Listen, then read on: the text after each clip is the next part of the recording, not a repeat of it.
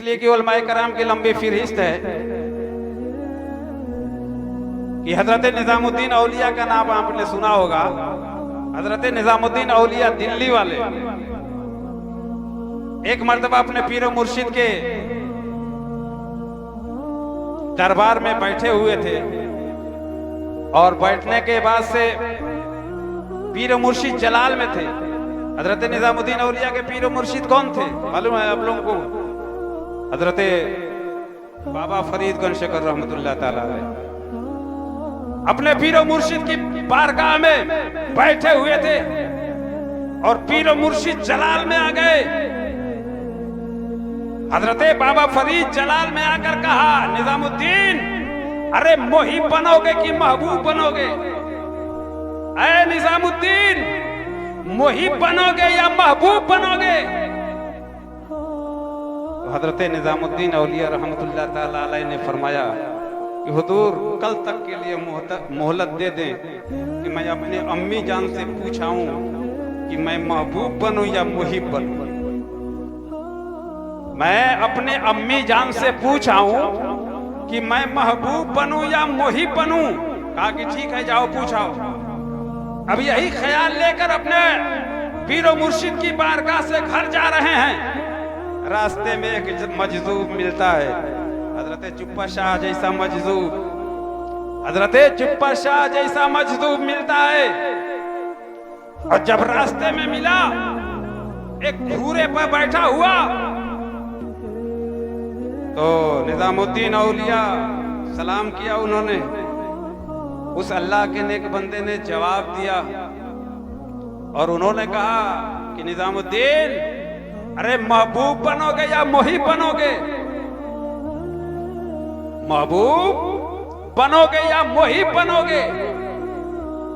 तो हजरत निजामुद्दीन औलिया रहमतुल्लाह ताला अलैह ने फरमाया, हुजूर आप ही बता दीजिए मैं क्या बनूं, मुहिब बनूं या महबूब बनूं?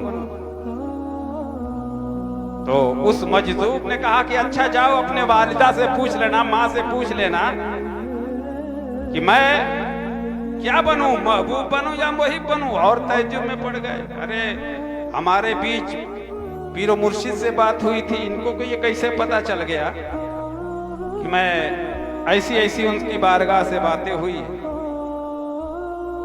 बहरहाल वहां से वो चले अपने घर, रात भर रहे घर पे। माँ के कदम दबाकर पैर दबाकर पूछते हैं, अम्मी जान आप ये बताएं कि मेरे पीर मुर्शिद आज जलाल में थे और उन्होंने पूछा कि निजामुद्दीन महबूब बनोगे या मुहिब बनोगे? तो मैं क्या बनूं? मैं क्या बनूं, मुहिब बनूं या महबूब बनूं? तो उन्होंने माँ ने कहा कि बेटा जो रास्ते में अल्लाह का वली मिला था उसने क्या कहा? तो माँ ने कहा अम्मी जान उन्होंने कहा कि मैं कल बताऊंगा। उन्होंने कहा कि मैं उससे पूछो देखो वो क्या कह रहा है। गए सुबह जल्दी जल्दी नाश्ता किया और चले। जब उस रास्ते पर पहुंच रहे हैं जहां पर वो मजदूब बंदा बैठा हुआ था घूरे पर, कंधे के कचड़े पर, तो देख रहे हैं कि वहां कोई है ही नहीं, वहां कोई नहीं है। आप इधर उधर लोगों से पूछा, अरे यहाँ कल जो फकीर बैठा हुआ था वो कहाँ है? फकीर जो बैठा हुआ था वो कहाँ है? लोग नहीं बता पाए। अब एक जगह गए तो वहां के लोगों ने बताया, हाँ वो जो फकीर बैठा हुआ था ना, देखो वो कचड़ा पे मर गया है, देखो लोगों ने ले जाकर उस कचड़े पे फेंक दिया है।